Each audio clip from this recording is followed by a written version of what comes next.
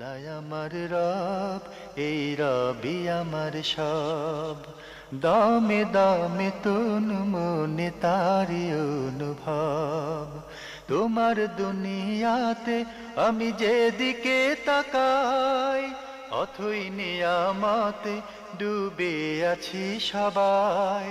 পাক পাখালির গানে শুনি তসবি কলরব, তসবি কলরব। আল্লাহ আমার রব, এই রবি আমার সব। আসসালামু আলাইকুম। প্রিয় দর্শক, আপনারা যারা দেশে আছেন প্রবাসে, সবাইকে জানাই অনেক অনেক প্রীতি ও শুভেচ্ছা। শুরু হলো এনটিভি আয়োজিত এবং লাভ হলো নিবেদিত জুমাবারের লাইভ অনুষ্ঠান আপনার জিজ্ঞাসা। এই অনুষ্ঠানে আপনারা ইসলাম বিষয়ক জীবন ঘনিষ্ঠ যে কোনো প্রশ্ন করতে পারেন প্রাসঙ্গিক আলোচনার বিষয়েও। আমাদের আজকের প্রাসঙ্গিক আলোচনার বিষয় বাক্যবান। আপনাদের সাথে আছি আমি জয়নুল আবেদিন আজাদ। আর আপনাদের মনে জাগা প্রশ্নের জিজ্ঞাসার সরাসরি জবাব দিচ্ছেন বিশিষ্ট আলেম ডক্টর মোহাম্মদ সাইফুল্লাহ। আসসালামু আলাইকুম রহমতুল্লাহি ওয়া বারাকাতুহু। প্রিয় দর্শক, চলুন তাহলে জিজ্ঞাসার আলোকিত ভুবনে আমরা প্রশ্ন নিচ্ছি। আসসালামু আলাইকুম। প্রিয় দর্শক, পরিচয় দিয়ে প্রশ্ন করুন। আসসালামু আলাইকুম। ওয়ালাইকুম আসসালাম। আমি ঢাকা নাখালপাড়া থেকে মোহাম্মদ এনামুল ইসলাম। জি ভাইয়া বলুন। জি, আমার প্রথম প্রশ্ন ছিল, ইখওয়ানি ও খারিজি মানহাজের বক্তাদের কি কি ওয়াজ মাহফিলে দাওয়াত দেওয়া যাবে কিনা? আর আমার দ্বিতীয় প্রশ্ন ছিল, ডাচ বাংলা ব্যাংকের একটা অ্যাপ আছে নেক্সাস পে নামে আর কি। ওই নেক্সাস পে দিয়ে যদি আমরা কোনো বিভিন্ন দেশ থেকে বাজার করি, তাহলে ওখানে আমাদেরকে 30% ওনারা ব্যাগ দিতেছে আর কি, শতকরা ওই বাজার উপর আর কি। এখন ওই 30% ব্যাগটা নেওয়া কি জায়েজ হবে কিনা? আপনি একটি ব্যাংকের কথা বললেন, তাই না? জি জি, ওখানে একটা অ্যাপস আছে, অ্যাপসের মাধ্যমে যে বাজার করি আমরা, হ্যাঁ। ওই অ্যাপস বাজার করলে ওনারা 30% ক্যাশব্যাক দেয় আর কি। ওই ইয়া আপনার 30%, 30%?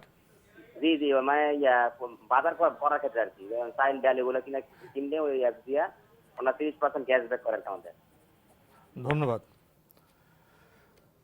প্রথমে আপনি ওয়াজ মাহফিল প্রসঙ্গে প্রশ্ন করেছেন। ওয়াজ তো অনেক ওয়াজ হয়, অনেক বক্তা অনেক কথা বলেন, এবং প্রসঙ্গত আপনি খারিজি মানহাজের লোকদের ওয়াজ শোনা যাবে কিনা এসব বিষয়ে জানতে চেয়েছেন। ধন্যবাদ। এই ভাইকে প্রশ্ন করেছেন যে খারিজি মানহাজের লোকদের ওয়াজ বা আলোচনা শোনা যাবে কিনা। প্রথমে আপনাকে জানতে হবে খারিজি মানহাজ সম্পর্কে জ্ঞান নিতে হবে। যদি সত্যিকার খারিজি মানহাজ সম্পর্কে জ্ঞান না থাকে তাহলে কিন্তু আপনি নিজেও পথভ্রষ্ট হবেন, আবার লোকদেরকেও মানে পথভ্রষ্ট করবেন, অথবা যে কোনো ব্যক্তিকে আপনি ভুল বুঝাবুঝি সৃষ্টি হতে পারে, খারিজি হিসেবে আখ্যায়িত করতে পারেন। সুতরাং খারিজি মানহাজ সম্পর্কে যদি আপনার সত্যিকার জ্ঞান থাকে, প্রথমে এটাই আপনাকে খেয়াল রাখতে হবে যে খারিজি মানহাজ আসলে কি সে খারিজি মানহাজের লোক কিনা, যাকে আপনি খারিজি মানহাজের লোক বলছেন, অথবা আপনার ধারণা অনুযায়ী যদি খারিজি মানহাজ হয় সেটা কিন্তু যথেষ্ট নয়। এখানে সত্যিকার আহলুল ইলম যারা রয়েছে, মানে যাদের কাছে সত্যিকার এই বিষয় সম্পর্কে জ্ঞান রয়েছে, তারা যদি তাকে বলে খারিজি মানহাজের লোক, সেক্ষেত্রে যদি সুস্পষ্ট বক্তব্যের মাধ্যমে, অথবা সুস্পষ্ট তার লেখনীর মাধ্যমে, অথবা সুস্পষ্ট তার সাথে আলোচনার মাধ্যমে এটা প্রমাণিত হয় সে খারিজি মানহাজের লোক, সেক্ষেত্রে খারিজি মানহাজের কোনো ব্যক্তির আলোচনা, তার কাছ থেকে দিন গ্রহণ করা, এটি আহলে সুন্নাত ওয়াল জামাতের আকীদার পরিপন্থী। মানে কারণ হলো, তাহলে সে লোক নিজেও পথভ্রষ্ট, মানুষদেরকে পথভ্রষ্ট করবে, বিভ্রান্ত করবে। সেক্ষেত্রে সতর্কতা অবলম্বন করা ওয়াজিব। কিন্তু মানে খারিজি মানহাজ কি জিনিস সে জ্ঞান আছে কিনা, সেটা এটি দীর্ঘ একটি আলোচনা। মৌলিক দুই একটি বৈশিষ্ট্য বলবেন খারিজিদের মৌলিক দুই একটি বৈশিষ্ট্য। খারিজিদের মৌলিক বৈশিষ্ট্যের মধ্যে একটি হচ্ছে খারিজিরা সাধারণ গুনাহের কারণেও মানে লোকদেরকে কাফির সাব্যস্ত করে। এটা তাদের একটা মানহাজ হচ্ছে তাকফীর, লোকদেরকে কাফের আখ্যায়িত করা, এবং কাফের আখ্যায়িত করার সাথে তাদের সাথে যুদ্ধ বিগ্রহে লিপ্ত হওয়া, তাদেরকে হত্যা করা, মানে তাদের মুরতাদ মনে করা, তাদেরকে হত্যা করা জায়েজ মনে করা, ইত্যাদি ইত্যাদি। আরেকটি হচ্ছে, যেমন যদি বান্দা কোনো কারণে কবিরা গুনাহ লিপ্ত হয়ে যায়, আর কবিরা গুনাহকারী ব্যক্তি তাদের ধারণা অনুযায়ী যে চিরস্থায়ী জাহান্নামী, যে এই আর মানে জান্নাতে আসতে পারবে, এটা খারিজি মানহাজের, এটা মানে খারিজি বক্তব্যের। আসলে এটি একটা দীর্ঘ আলোচ্য বিষয়, মানে এই ধরনের বিষয় নয় যে মানে এক লাইনে এই বক্তব্য দেওয়া যাবে। তাই খারিজি মানহাজ সম্পর্কে সত্যিকার জ্ঞান যদি থাকে এবং কেউ যদি প্রমাণিত হয় যে সে সত্যিকার খারেজি, তার কাছ থেকে ইসলাম গ্রহণ করা জায়েজ নেই, তার বক্তব্য শোনাও জায়েজ নেই। আপনি আরেকটি প্রশ্ন করেছেন একটি ব্যাংক প্রসঙ্গে, তাদের অ্যাপসে বাজার করলে, সদাই করলে 30% ক্যাশব্যাক করে, এটা নেওয়া কি জায়েজ হবে? এই ব্যবস্থায় যাওয়া কি শুদ্ধ হবে? যদি মানে কোনো কোম্পানি অথবা কোনো মানে শপিং মল অথবা কোনো এই এটাকে কি বলা হয় তাকে, এই বড় ধরনের কোনো মার্কেট অথবা এই মার্কেটে যে সমস্ত এই গ্রাহক আছেন, ক্রেতা আছেন, তাদেরকে এই কোনোভাবে যদি তাবারর অথবা তাখফিদ, তাবারর হচ্ছে মানে তাকে যদি কোনোভাবে ছাড় দেন, তাখফিদ মানে মানে কোনো কারণে তাকে বেশি কিনা উৎসাহ দেওয়ার জন্য? বেশি ডিসকাউন্ট দেন, সেই ডিসকাউন্ট গ্রহণ করা সমস্ত ওলামাই কেরামের ঐক্যমতে জায়েজ, সমস্ত ওলামার ঐক্যমতে জায়েজ রয়েছে, কোনো ধরনের নিষেধাজ্ঞা এর মধ্যে নেই। কারণ আপনি মানে সেটা কি অ্যাপসের মাধ্যমে করছেন না অ্যাপস ছাড়া করেছেন, মানে সেটা বিষয় নয়। বিষয় হচ্ছে যদি 30% ক্যাশব্যাক দেওয়া হয়ে থাকে অথবা 20% ক্যাশব্যাক দেওয়া হয়ে থাকে আর কোম্পানি যদি সেটা রাজি হয়ে থাকে, তাহলে সেক্ষেত্রে এটি আপনার জন্য এই ডিসকাউন্ট করা জায়েজ রয়েছে, না জায়েজ নয়। তো সব ক্ষেত্রে আমাদের সতর্ক থাকতে হবে, কোনোভাবে আবার সুদ যুক্ত করে ফেলা হয় কিনা সেদিকে আমাদের না, খেয়াল যদি রাখতে হবে। এখানে সুদি কোনো লেনদেন থাকলে সেটা আরেক মাসালা, আসলে সেটা এক বিষয় না। সুদি লেনদেনের বিষয়টি মানে ওই ক্ষেত্রে আমাদের সতর্ক থাকতে হবে। জি। আমরা আরেকটি টেলিফোন নিচ্ছি। প্রিয় দর্শক, আসসালামু আলাইকুম, পরিচয় দিয়ে প্রশ্ন করুন। ওয়ালাইকুম আসসালাম ওয়া রাহমাতুল্লাহি ওয়া বারাকাতুহু। ডক্টর মোহাম্মদ সাইফুল্লাহ ভাইকে অশেষ ধন্যবাদ। আমার জন্য যেন দোয়া করেন। এই অনুষ্ঠান আমরা নিয়মিত দেখি, আমরা অনেক উপকৃত হই। আমার প্রথম প্রশ্ন হচ্ছে যে গোসলের আগে নাকে পানি দিই এবং গড়গড়ি করি, গোসল করিনি, এরপরে কি উজু করার প্রয়োজন আছে? আর দ্বিতীয় প্রশ্ন হচ্ছে মসজিদে যাওয়ার পর তাহিয়াতুল মসজিদ, তাহিয়াতুল উজু এবং 2 রাকাত সুন্নাত এক নিয়াতে পড়া যায় কি না? এবং 3 নম্বর প্রশ্ন হচ্ছে যে কুরবানির নামাজে যখন আমরা যাই ঈদগাহে, তখন নামাজ পড়ার পরই আমি কুরবানি দিয়ে দিই, সেক্ষেত্রে আমার কুরবানি হবে না হবে না? কারণ এমন অবস্থা খুতবা দিতে থাকে এবং টাকা তোলার জন্য দীর্ঘ করে, তখন আমি চলে আসি, আসার পরেই কুরবানি দিয়ে দিই। ধন্যবাদ আপনাকে, আপনি আসসালামু আলাইকুম। অনেকগুলো সুন্দর প্রশ্ন করেছেন। উনি গোসলের আগে নাকে পানি দেন, এরপরে কি আর অজু করার দরকার আছে? না, গোসল যদি আপনি সুন্নাহ তরিকা অনুযায়ী করেন, যেভাবে আল্লাহ নবী সাল্লাল্লাহু আলাইহি ওয়াসাল্লাম গোসল করতে বলেছেন, সেভাবে যদি গোসল আদায় করে থাকেন, তাহলে আপনার আর উজু করার প্রয়োজন নেই। কারণ এটা হচ্ছে তাহারাতে কুবরা, মানে বড় পবিত্রতা। আর মানে উজু হচ্ছে তাহার সোগরা, ছোট পবিত্রতা। তো ছোট পবিত্রতা মূলত বড় পবিত্রতার মধ্যে দাখিল হয়ে যায়, অন্তর্ভুক্ত হয়ে যায়। তাই যদি আপনি গোসল কমপ্লিট করেন, তাহলে আর ভিন্নভাবে আপনার উজু করতে হবে না। তবে উজুভঙ্গের কোনো কারণ যদি গোসল করার পর হয়, তাহলে আবার উজু করতে হবে। মানে যদি কোনো কারণে উজুভঙ্গের কোনো কারণ দেখা দেয়, তাহলে আপনার আবার উজু করতে হবে, অন্যথায় আপনার গোসলই যথেষ্ট, উজুর জন্য ভিন্নভাবে উজু করার প্রয়োজন নেই। আরেকটি প্রশ্ন করেছেন, তাহিয়াতুল অজু, তাহিয়াতুল মসজিদ এবং সুন্নত নামাজ এক নিয়তে পড়া যাবে কিনা? হ্যাঁ, তাহিয়াতুল উজু, তাহিয়াতুল মসজিদ এবং সুন্নাত, এই তিনটি সালাতকে একই নিয়তে আপনি যদি আদায় করতে চান, তাহলে আপনি মসজিদে গিয়ে প্রথমে 2 রাকাত যে সুন্নত আদায় করবেন, একসাথে নিয়ত করলেই 3টি আদায় হয়ে যাবে এবং এর যে সওয়াব রয়েছে এই সওয়াব লাভ করতে পারবেন। ইবনে রজব হাম্বলী রহমতুল্লাহ আলাইহি তার কিতাবের মধ্যে উল্লেখ করেছেন, এই বিষয়ে ফতোয়া দিয়েছেন। শেখ মোহাম্মদ সালেহ আল উসাইমিন রাহিমাহুল্লাহ তাআলা তিনি তার ফতোয়ার মধ্যে উল্লেখ করেছেন যে এটি জায়েজ। আর এটা মূলত একই ধরনের সালাত, যেগুলো একটি আরেকটার মধ্যে মানে কি হতে পারে, এই সম্পর্কযুক্ত হতে পারে, সম্পৃক্ত হতে পারে, অন্তর্ভুক্ত হতে পারে। জি। ওনার শেষ প্রশ্ন, কোরবানির যখন ঈদ হয়, উনি ঈদের মাদারে নামাজ শেষ হওয়ার পরে উনি আর খুতবা, মুনাজাত এগুলোর জন্য অপেক্ষা করেন না, ওনার বিবেচনায় খুব দীর্ঘ প্রলম্বিত হয়, উনি নামাজটা শেষ করে এসে কোরবানি করে ফেলেন, এতে কোনো ক্ষতি আছে কিনা, কোরবানি হবে কিনা? হ্যাঁ, নামাজের পরে যদি আপনি কোরবানি করে থাকেন, নামাজও হয়ে গিয়েছে, কোরবানিও হয়ে গিয়েছে, এতে কোনো ধরনের অসুবিধা নেই। আপনার কোরবানি যথাযথভাবে হয়ে গিয়েছে। সুন্নাহ হচ্ছে আপনি খুতবা শোনা। যদি খুতবা না শুনেন এতে কোনো অসুবিধা নেই, আপনি সালাত আদায় করে এসে কোরবানি করতে পারবেন, এটি জায়েজ। তো খুতবা না শোনার কারণে সুন্নার এই বিষয়টি না করার কারণে তো সওয়াব থেকে তো বঞ্চিত হবেন। না, খুতবা মানে শোনার গুরুত্ব হচ্ছে এখানে অনেক বেশি, এই জন্য কারণ খুতবা এখানে গুরুত্বপূর্ণ হেদায়েতের বিষয় রয়েছে। এখন তিনি হেদায়েতের মুসলিম উম্মার জন্য হেদায়েত, মুসলিম উম্মার জন্য হেদায়েতের বিষয় রয়েছে, আর হেদায়েতের মৌলিক যে বিষয়টি সেখান থেকে তিনি মাহরুম হয়ে গিয়েছেন। এরপর আরেকটি গুরুত্বপূর্ণ বিষয় রয়েছে, সেটা হচ্ছে আল্লাহ নবী সাল্লাল্লাহু আলাইহি ওয়াসাল্লাম বলেছেন যে এখানে মুসলিমদের জন্য দোয়ার বিষয় রয়েছে। ফাইন্না দাওয়াতাকুম তুহাইতু মিন ওয়ারাইহিম, সহিহ রওয়ায়াতের মধ্যে এসেছে, ইমাম তিরমিজি রাহমাতুল্লাহ তার সুনানের মধ্যে বর্ণনা করেছেন যে মানে এই দোয়াটা মূলত মুসলিম উম্মাহকে চতুর্দিক থেকে মানে পরিবেষ্টন করে। এমনকি মহিলাদেরকে আসার জন্য এই জন্য উৎসাহিত করা হয়েছে। এই দোয়ায় অংশগ্রহণ করতে মহিলাদেরকে এবং কি মানে ঋতুবতী ঋতুবতী মহিলা যারা আছে মহিলাদেরও। তাদেরকে অংশগ্রহণ করতে বলা হয়েছে। সুতরাং কোনো সন্দেহ নেই, যিনি মানে এই দোয়া অংশগ্রহণ করলেন না মানে তিনি মাহরুম হলেন, এতে কোনো সন্দেহ নেই, তিনি ফজিলত থেকে মাহরুম হয়ে যাবেন। কিন্তু তার সালাত হয়ে গিয়েছে, ঈদের সালাতও হয়ে গিয়েছে এবং তার কোরবানি হয়ে যাবে, কোনো সন্দেহ নেই। আমরা টেলিফোন নিচ্ছি। আসসালামু আলাইকুম, প্রিয় দর্শক, পরিচয় দিয়ে প্রশ্ন করুন। আসসালামু আলাইকুম ওয়া রাহমাতুল্লাহ। ওয়ালাইকুম আসসালাম ওয়া রাহমাতুল্লাহ। জি, পরিচয় দিয়ে প্রশ্ন করুন। জি, আমি আনোয়ার বলছিলাম রাজবাড়ী থেকে। জি ভাইয়া বলুন। হুজুর, মেলা দিন পরে পেলাম, আমি আমাকে একটু বিরক্ত করব।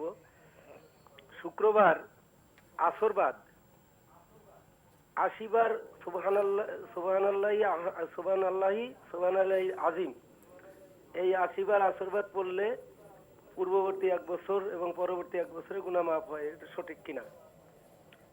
আরেকটা প্রশ্ন হলো, ৭টা দোয়া, ৭টা কিতাবুল এসে থেকে বলছে যে বলছে আচ্ছা, সাউন্ড একটু কমায় নেই হুজুর। জি বলুন বলুন জি বলুন। বলতেছে হামিম কিতাবুল মুবিন, হামিম তানজিলুর রহমান রাহিম, হামিম আইন মিম কাফ, হামিম আল কিতাবুল মুবিন, এইভাবে ৭টা মুবিন এবং ৭টা সালাম। সালামুন কাওলাম মির রব্বির রহিম, সালামুন নিন নুহিন ফিল আলিম, সালামুন আলা ইব্রাহিম, সালামুন আলা হারুন ও মুসা, সালামুন ইয়াসিন, এই ৭টা সালাম এবং ৭টা আয়াত, এটা নাকি ফরজের পর পাঠ করলে অশেষ অশেষ নাকি আছে, এটা সঠিক কিনা? আর একটা হলো জি আল্লাহুম্মা সাল্লি আলা, এটা তো সুদখোর, ঘুষখোর, ব্যাংকে চাকরি করে এবং ব্যাংক থেকে লোন নিয়ে বাড়ি করেছে, এমন লোকদের সাথে কুরবানি করা যাবে কিনা এবং এবং এমন লোকদের কুরবানির গোশত দেওয়া যাবে কিনা? এই 3টে প্রশ্ন করলাম, একটু আমার খারাপ লাগতেছে খুব, আর কথা বলতে পারতেছি না। আসসালামু আলাইকুম ওয়া রাহমাতুল্লাহি ওয়া বারাকাতুহু। ওয়ালাইকুম আসসালাম। আপনি তো অনেক প্রশ্ন করেছেন। প্রথম প্রশ্ন, শুক্রবার ব্রাদার্সের ৮০ বার যদি সুবহানাল্লাহ দোয়া পড়া হয় ১০ বছরের ১ বছরের আগে পিছিয়ে গুনাহ মাফ হয়ে যায়, এ তথ্য সঠিক কিনা? এই ভাই প্রশ্ন করেছেন যে শুক্রবার আসরের সলাতে পরে সুবহানাল্লাহি ওয়া বিহামদিহি সুবহানাল্লাহিল আযীম, এই তাসবিহটি যদি কেউ পড়েন ৮০ বার, তাহলে পূর্ববর্তী এবং পরবর্তী ২ বছরের গুনাহ মাফ হয়ে যাবে না, এই মর্মে একটি সহিহ হাদিসও সাব্যস্ত হয়নি। এটি হাদিসের নামে জালিয়াতি, মিথ্যা বক্তব্য। সুতরাং এটাকে আল্লাহ নবী সাল্লাল্লাহু আলাইহি ওয়াসাল্লামের নামে কেউ যদি বলে থাকেন, তিনি মিথ্যা বলেছেন। আর এই সমস্ত বিষয়ে, সওয়াবের বিষয়ে কারো ইজতিহাদও গ্রহণযোগ্য নয়, কারণ এটি মুগাইয়াবাতের বিষয়, অদৃশ্যের বিষয়। যে সমস্ত বিষয়ে রাসূলুল্লাহ সাল্লাল্লাহু আলাইহি ওয়াসাল্লাম ওহীর মাধ্যমে খবর দিয়েছেন, তার মধ্যে এগুলো একটি। তাই কেউ যদি সওয়াবের ব্যাপারে ইজতিহাদ করে, আন্দাজ করে, অনুমান করে বক্তব্য দিয়ে থাকেন, তাহলে তার সে বক্তব্য মিথ্যা এবং ভুল, ইসলামে এর সামান্যতম কোনো গুরুত্ব নেই। কারণ এটা এমন বিষয় নয় যে বিষয়ে ইজতিহাদ করা বৈধ, বরং এ বিষয়ে ইজতিহাদ করা হারাম। তাই এটি মিথ্যা, একেবারেই গ্রহণযোগ্য নয়। মানে এই টেক্সটে ফজিলত সাব্যস্তটা আসেনি। তো এই আপনার টেক্সটে সাব্যস্ত ফজিলত হয়নি, আসেনি। কিন্তু এমনি তাসবিহ তো পড়া যায় সুবহানাল্লাহ। না, যে তাসবিহের কথা তিনি উল্লেখ করেছেন, এটা আল্লাহ নবী সাল্লাল্লাহু আলাইহি ওয়াসাল্লাম সহিহ হাদিস দ্বারা সাব্যস্ত হয়েছে এবং এটা আল্লাহ রাব্বুল আলামিনের কাছে সবচেয়ে প্রিয় তাসবিহ। শুধু তাই নয়, বরং একটি হাদিসের মধ্যে রাসূলুল্লাহ সাল্লাল্লাহু আলাইহি ওয়াসাল্লাম, এটাও সহিহ রাওয়ায়াতের মধ্যে সাব্যস্ত হয়েছে যে ফেরেশতাদের তাসবিহের মধ্যে এটি। সুতরাং এর এটা সাথে যে গুরুত্বপূর্ণ আপনার তাসবিহ। ফজিলতের যে যুক্ত করা হয়েছে সেটা ফজিলতটা মানে মিথ্যা। দলিল ভিত্তিক জি নয়। উনি আরেকটি প্রশ্ন এভাবে করেছেন, উনি হামিমের সাথে সাত দোয়া যুক্ত জি করেছেন, জি জি আমি তো এটা বুঝতে সালামুনের পেরেছি। সাথে সাত যুক্ত আমি করেছেন, বুঝতে অশেষ পেরেছি। নাকি? ঠিক আছে। জি, আপনি যেটা বলেছেন সেটা হচ্ছে হামিমের সাথে নয়, অর্থাৎ এটাকে বলা হয় থাকে সাত মুবিন আর সাত সালাম, মানে এটা পড়লে অশেষ নেকি হবে না, এটাও একই। আপনি আসলে ওই ওজিফার যে সমস্ত পথভ্রষ্ট বিভ্রান্ত বইগুলো আছে, ওজিফার নাম দিয়ে আমাদের সমাজের মধ্যে অনেকগুলো বিভ্রান্ত বই রয়েছে, সেগুলো কোনো একটা বই থেকে এটা কালেক্ট করেছেন না। এই ধরনের বক্তব্য হাদিস দ্বারা সাব্যস্ত হয়নি। এগুলো লোকদেরকে মানে ওজিফা হিসেবে চালু করার জন্য, যেহেতু মানে আপনি যদি দেখেন যে কাউকে আপনার ভক্ত তৈরি করতে চান, আপনার মুরিদ তৈরি করতে চান, তখন আপনি একটা নতুন কিছু তো তাকে দিতে হবে। তো নতুন কিছু আপনি কই থেকে দিবেন? ইসলাম তো মানে 1400 বছর আগেই যা দেয়ার দিয়ে গেছে। সুতরাং সেখানে দেখা যাচ্ছে অনেক মিথ্যাচার, অনেক ওজিফা, অনেক আবিষ্কার সেগুলো করেছে। সাত মুবিন মানে এগুলোও কালেক্টেড, সাত সালাম এগুলোও কালেক্টেড, এবং এগুলো এইভাবে পড়ার ব্যাপারে কোনো ফজিলতের বক্তব্য আর না আল্লাহ নবী সাল্লাল্লাহু আলাইহি ওয়াসাল্লামের কাছ থেকে, না সাহাবায়ে কেরামের কাছ থেকে, না পরবর্তী সময় কোনো তাবিদের বক্তব্য সাব্যস্ত হয়েছে। বরং এটি একেবারেই মিথ্যাচার ছাড়া আর কিছুই নয়, কারণ এর ইজতিহাদের কোনো অবকাশ এখানে নেই। প্রসঙ্গত এখানে একটি বিষয় উল্লেখ করতে হয়, আমাদের সমাজের বৃহত্তর যে জনগোষ্ঠী, জি তাদের ঘরে ঘরে অজিফাগুলো প্রবেশ করেছে, জি জি জি এবং আমাদের মা বোনেরা খুব আন্তরিকভাবে কষ্ট করে প্রতিদিন অনেক সময় ব্যয় করে অজিফাগুলো পড়ে থাকেন। পড়েন জি অথচ বর্তমান সময়ে যে আপনার মাসনুন দোয়ার বইগুলো এসছে, সেই বইগুলো এসছে, যেগুলো অল্প পড়লেও অনেক সওয়াব হবে, অনেক সওয়াব হবে, ওনার জি। দুনিয়া বা আখিরাতে কল্যাণ হবে, এই বিষয়ে কি কিছু বলবেন? হ্যাঁ, এটা এখন ব্যাপক বিষয়, কিন্তু ব্যাপক। এখন আজকারের উপর, ওজিফার উপর গুরুত্বপূর্ণ অনেকগুলো সহি বই পাওয়া যায় মার্কেটের মধ্যে। তার মধ্যে সবচেয়ে সুন্দর বই যেটি আমাদের শেখ সাঈদ ইবনে আলী ইবনে ওয়াহাব আল কাহতানি রাহিমাহুল্লাহ তাআলা, তিনি গত সপ্তাহে মারা গিয়েছেন, শেখ রহমতুল্লাহ আলাই, তিনি যে কিতাবটি লিখেছেন হিসনুল মুসলিম, এই কিতাবটি অত্যন্ত গুরুত্বপূর্ণ।